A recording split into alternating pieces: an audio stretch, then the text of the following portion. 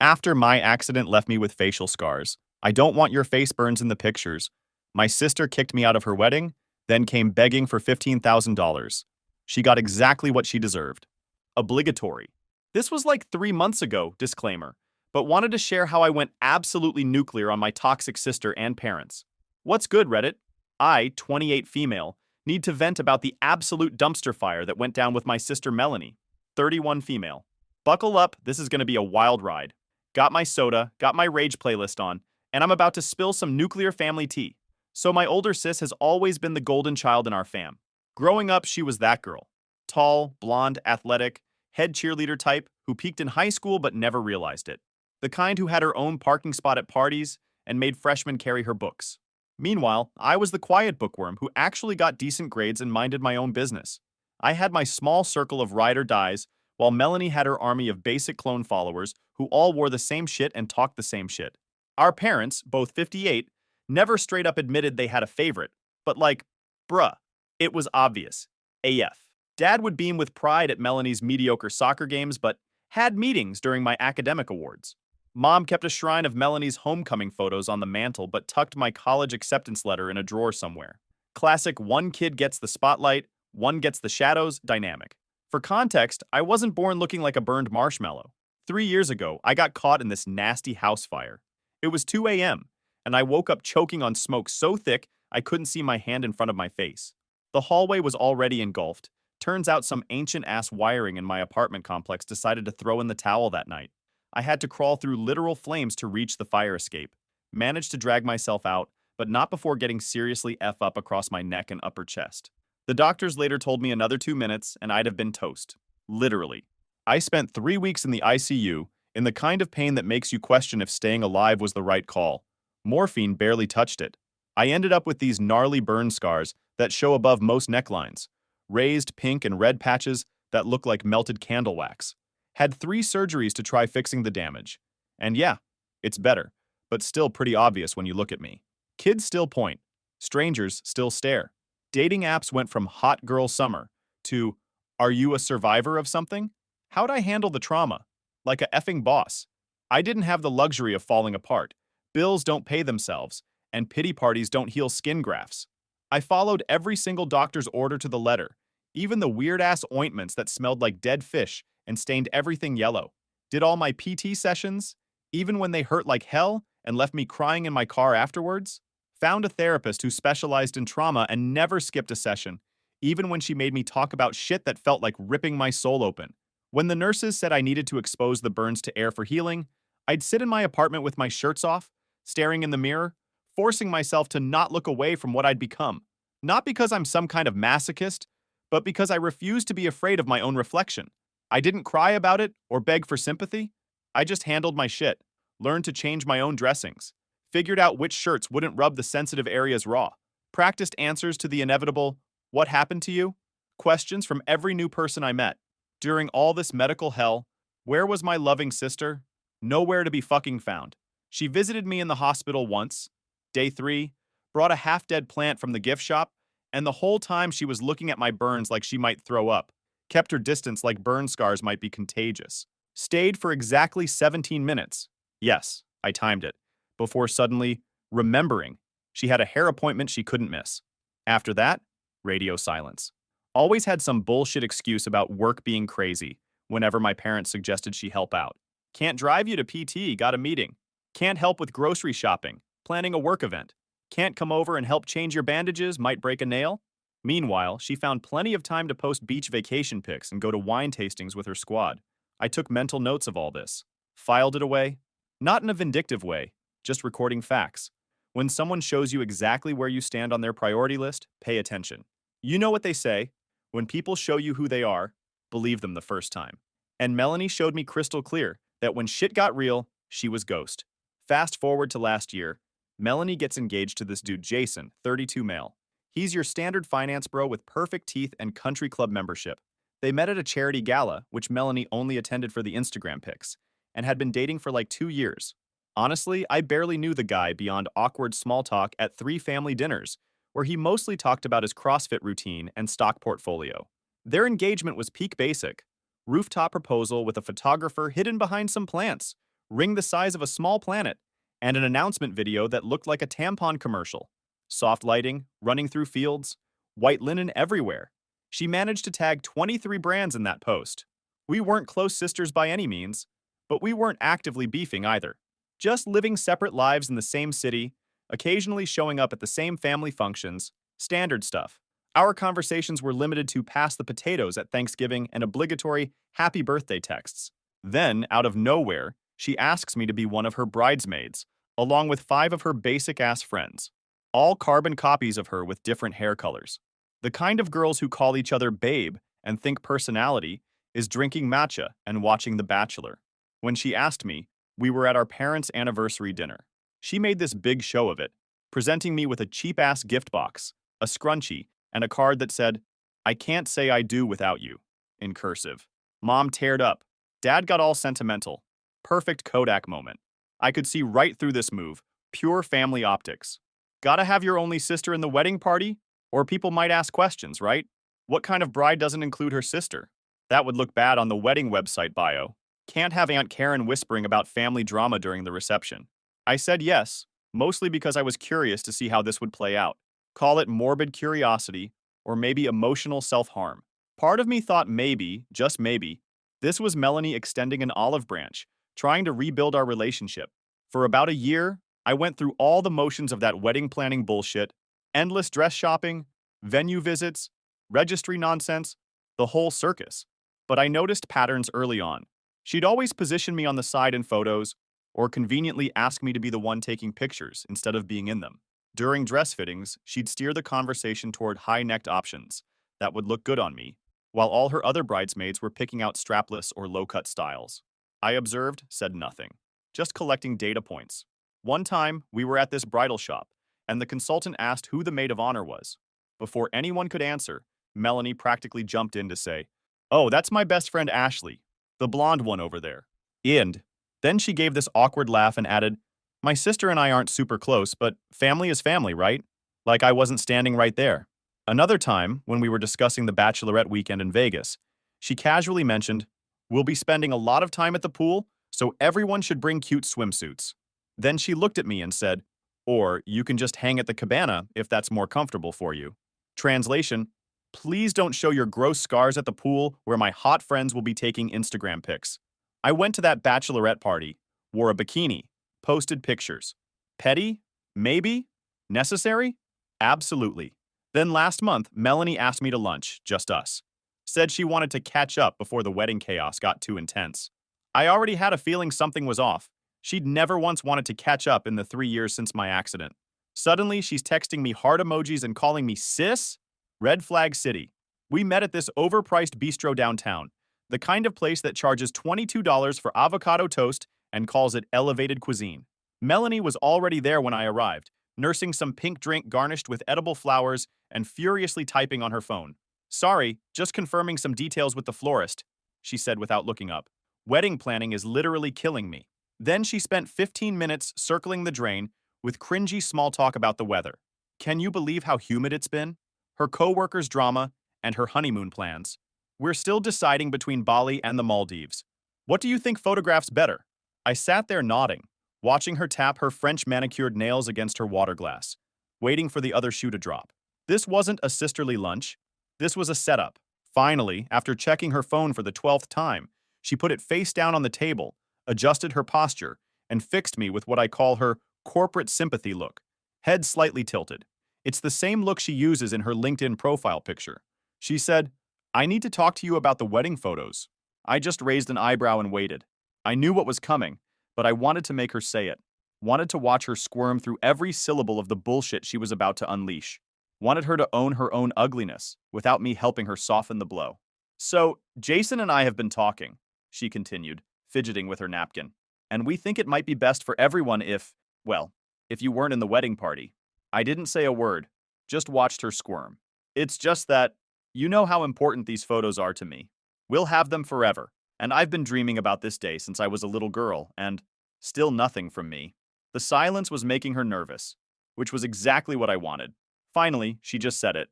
"I'm concerned that your condition might be distracting in the photos. It's not that I'm ashamed or anything, It's just about the aesthetic of the day, you know?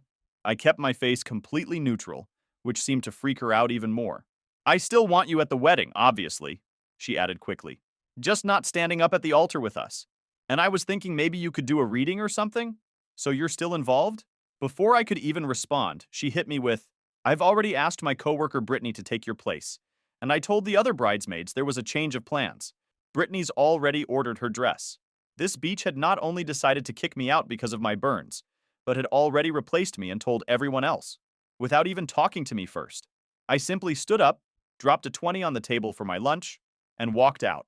Didn't raise my voice, didn't call her names, didn't make a scene, just left. The look on her face was priceless.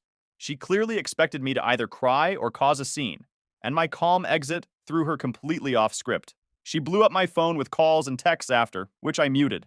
The next morning, I made another decision. I would not be attending that wedding, period. Then my mom called. I was in the middle of a work meeting and saw her name flash on my phone. Normally, I'd let it go to voicemail, but something told me to step out and take it. Mother's intuition or whatever, just not in the way she intended. Your sister is absolutely devastated, Mom started. No hello, no how are you? Just diving straight into the Melanie show. Apparently, Melanie had gone crying to her, claiming I was being dramatic about some small wedding change, and that I stormed out of lunch for no reason. Said I was making everything about my accident again, and refusing to compromise on anything. I let Mom finish her rant, which included gems like, she's under so much pressure and weddings make everyone emotional, and my personal favorite, you know how important appearances are to your sister. When she finally ran out of steam, I calmly explained exactly what happened, word for word. Told her how Melanie said my burns would ruin her precious wedding aesthetic, how she had already replaced me before even talking to me, and how she suggested I do a reading instead as a consolation prize. She actually used the word distracting to describe my burns, Mom. Said they'd mess up the aesthetic of her photos.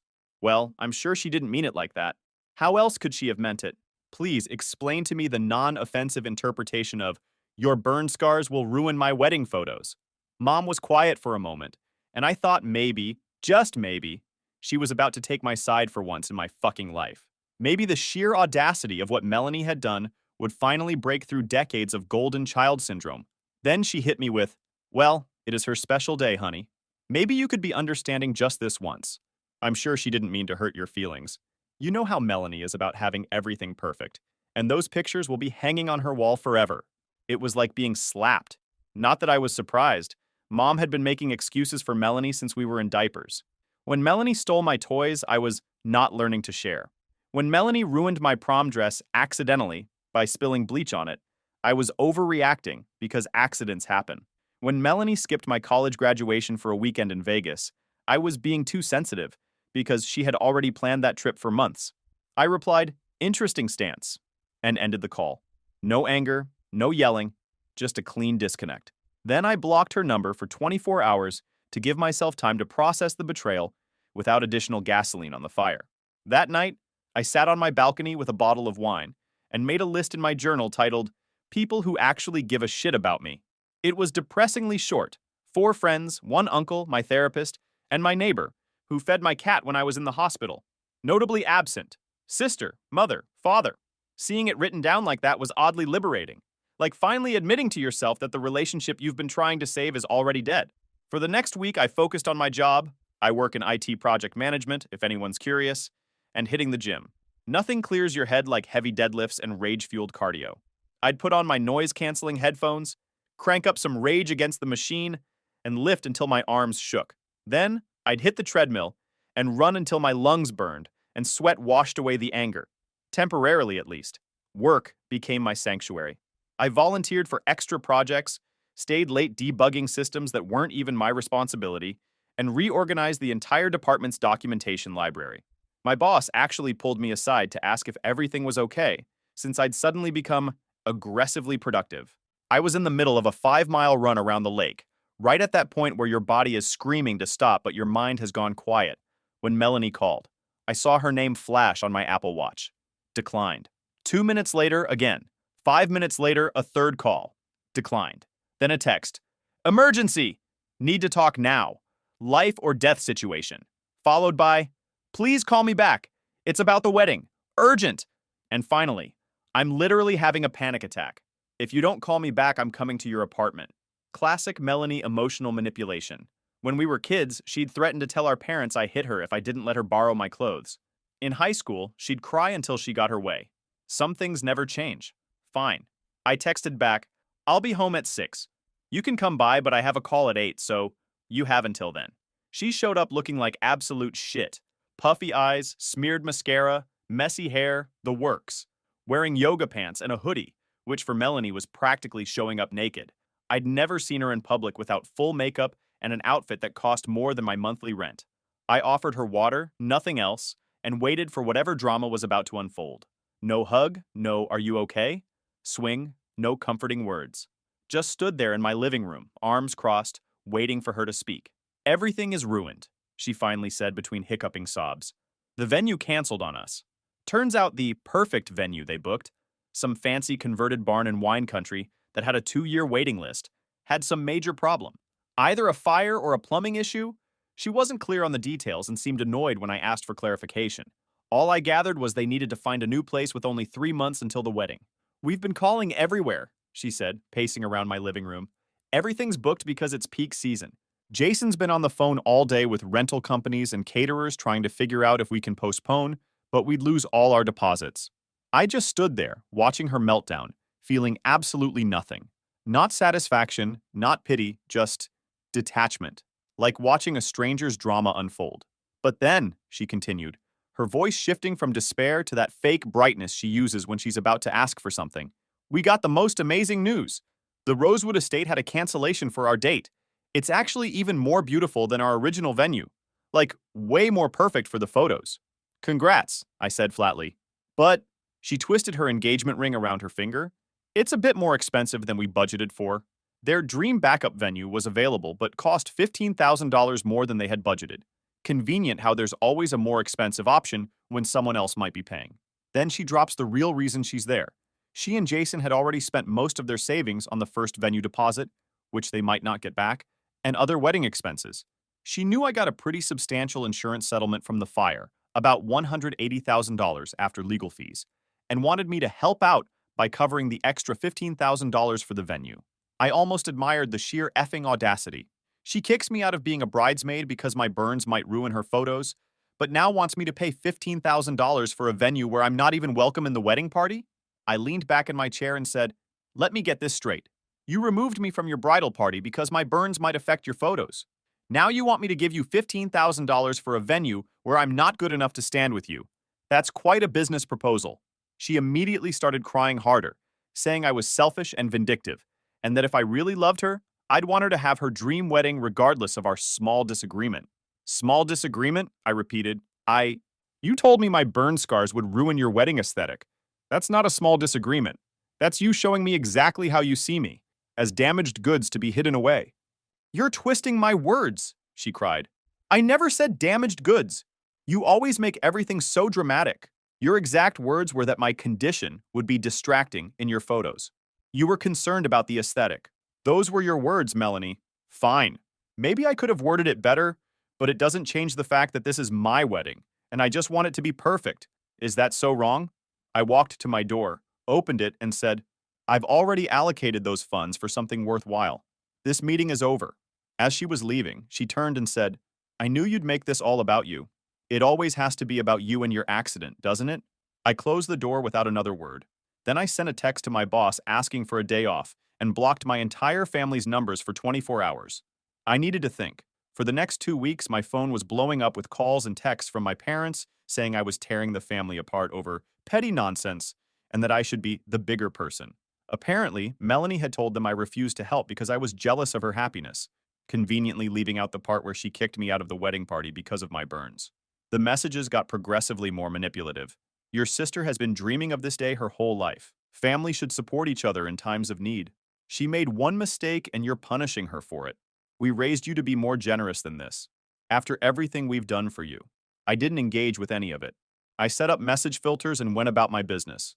The only person I contacted was my uncle, Dad's brother, a straight-shooting ex-military guy who never bought into the family's bullshit. Your sister's showing you who she is, he told me over beers at his place. Believe her. And your parents are showing you where their priorities lie. None of this is a surprise if you've been paying attention. I have been, I said. Good. So what are you going to do with that settlement money? I told him my plan. Investing 50% in a diversified portfolio, using 30% as seed money for a burn survivor support network I was developing, and the remaining 20% for myself. Advanced training in my field, and a decent apartment in a better area. Smart, he nodded. The best revenge is building a good life they can't take credit for. Uncle Steve has always been the voice of reason in our family.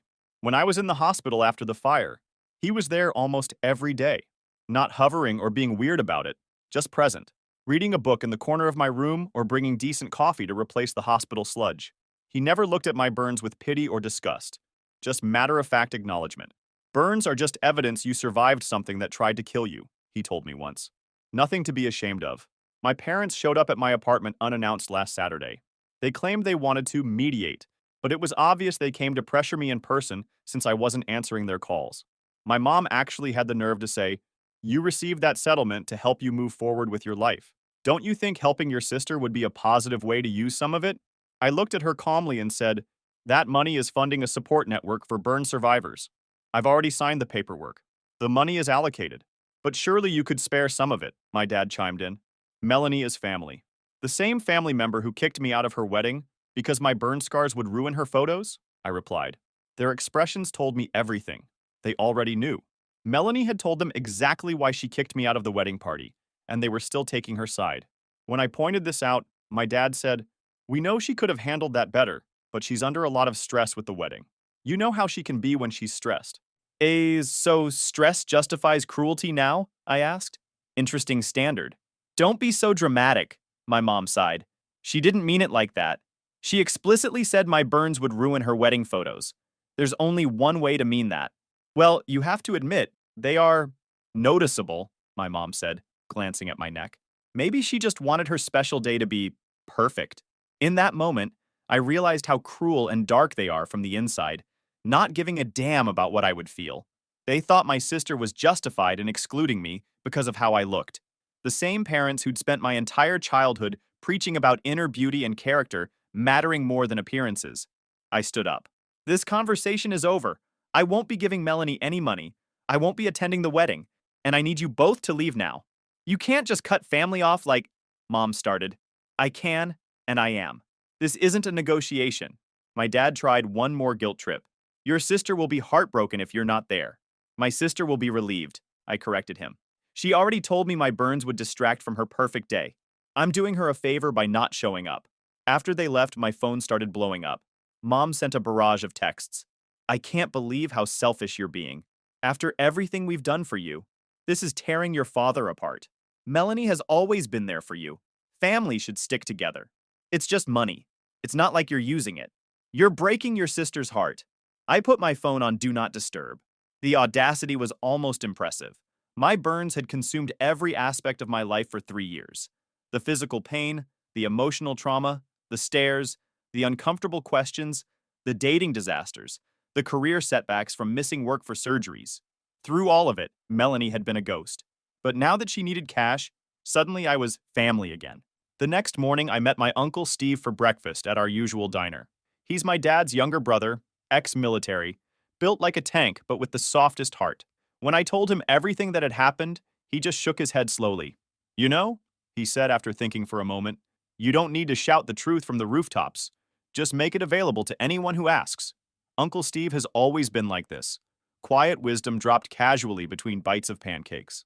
While my parents were busy fawning over Melanie's every achievement, he was the one who showed up to my debate competitions and science fairs. When I was in the hospital after the fire, he visited every day, bringing books and podcasts to distract me from the pain.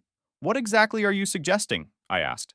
Well, he said, stirring his coffee, your sister is probably already spinning this story to make you look bad, telling everyone you're jealous or bitter or whatever. So have your side ready, but don't broadcast it. Just the facts, no emotion. Let people draw their own conclusions. Then my Aunt Lisa, Mom's sister, texted me. Just heard what happened with Melanie's wedding. That's fud up. You good? My cousin Ryan. Mom told me what went down. If you need anything, I'm here. And for what it's worth, your burns don't bother anyone except shallow assholes. Even my 80-year-old grandmother, who rarely texts, sent, heard about wedding drama. Melanie wrong. Coming to visit you next month instead. Love you. My phone stayed silent from my immediate family for 3 days. When it finally rang, it was my uncle again. Your sister's been calling everyone, trying to do damage control, he said. Not working well for her. She's claiming you're exaggerating. Let her, I replied. Facts are facts. The next day, I got a text from Melanie. We need to talk. Now. I didn't respond. 2 hours later, she was at my door. How dare you spread lies about me to the family? She started immediately. I leaned against the doorframe, not inviting her in. I shared exactly what happened. If that makes you look bad, that's not my problem. You're trying to ruin my wedding. No, I'm just not participating in it. There's a difference. Everyone's calling me to ask if I really kicked you out because of your burns. Grandma is threatening not to come now. You've turned the whole family against me right before my wedding. I simply told the truth. You told me my burns would ruin your photos, then asked me for $15,000. Those are facts.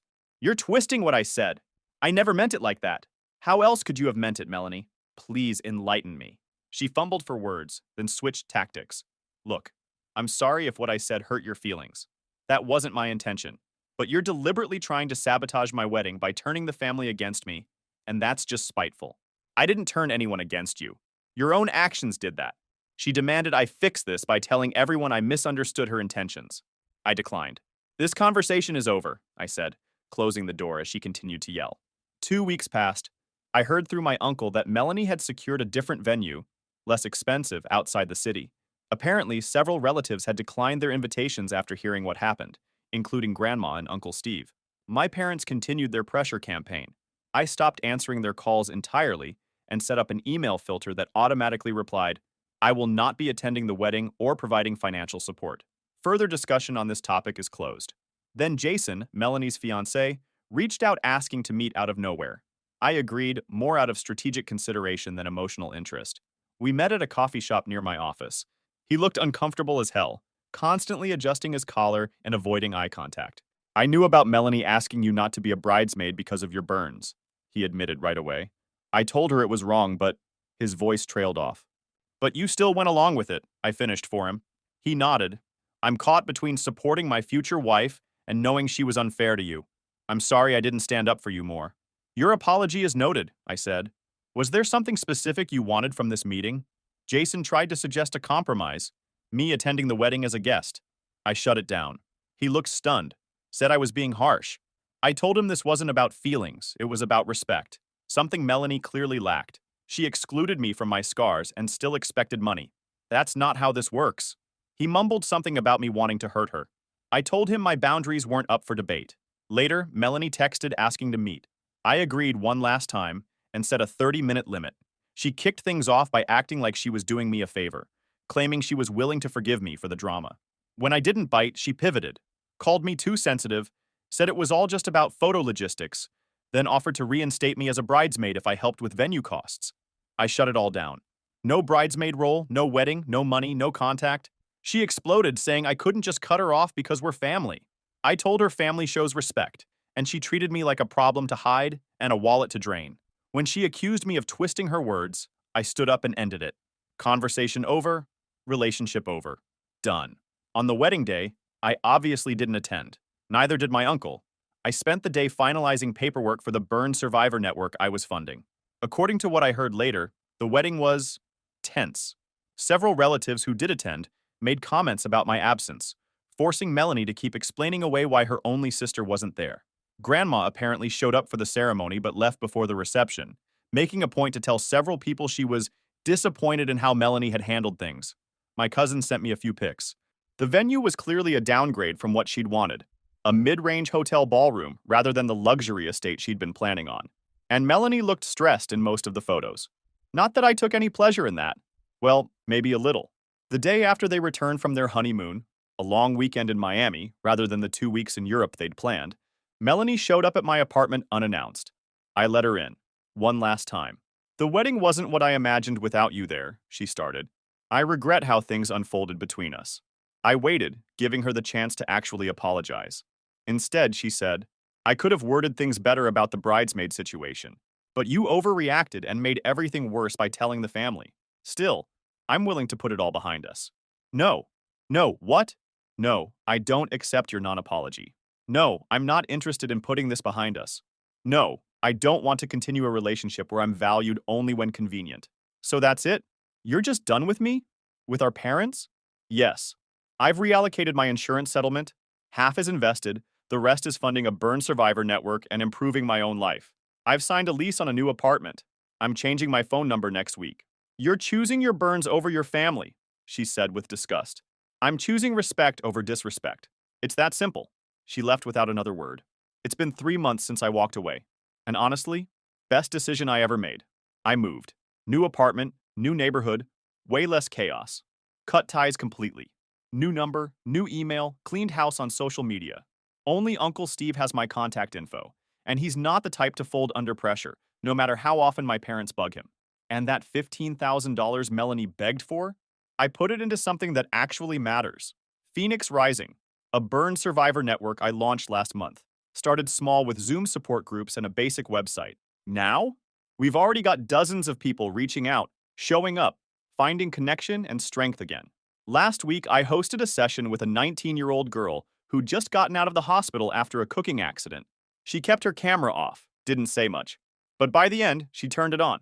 Saw me, scars and all, living my life without hiding. She cried, said she thought her life was over. That moment, worth every cent I ever spent and then some. The therapy program we launched? Full. 10 participants already, with a wait list growing. Twice a week, they meet with a trauma specialist who's also a burn survivor. It's helping. Really helping. And that's the kind of legacy I'd rather leave behind. My circle's tight now. Solid. Real people who treat me like a human being, not a problem to fix or a wallet to tap. My neighbor brings fresh bread and never flinches at my scars. Jamal, my coworker, called out a client mid-meeting for making a low-key rude comment. Taylor held my hand during my last surgery and stayed until the bandages came off. And Dr. Chen, my therapist, gave it to me straight. Walking away from people who keep hurting you isn't cold, it's survival. I also started dating again. Met him through a mutual friend. First date, he noticed the scars, asked once, listened, then moved on. No awkward silence, no pity, just calm respect. That alone felt like a win. Got a promotion too. The training I invested in finally paid off, and now I'm leading a team on a major project. Funny how things start falling into place when you stop dragging dead weight behind you. As for Melanie and Jason, word is they're already hitting a rough patch. Apparently, the wedding drama didn't just disappear after the cake got cut. Jason's been asking Uncle Steve how I'm doing, which tells me he might finally be seeing what I saw all along. But that's not my circus. I used to think that fire ruined me. Took so much, my peace, my confidence, the body I used to recognize. But now I see it for what it was. The thing that burned away everything fake and forced me to rebuild from the ground up. No more pretending. No more shrinking. No more accepting crumbs and calling it love. Some people never change because they don't think they need to. That's fine. Let them stay the same. I'm not. Life's too short to keep people around just because they share your blood. Family is who shows up, not who shares a last name. And sometimes, the thing that nearly breaks you is what ends up showing you your purpose. That fire didn't destroy me. It set me free. And as Uncle Steve always says, the best revenge is living well. So I am.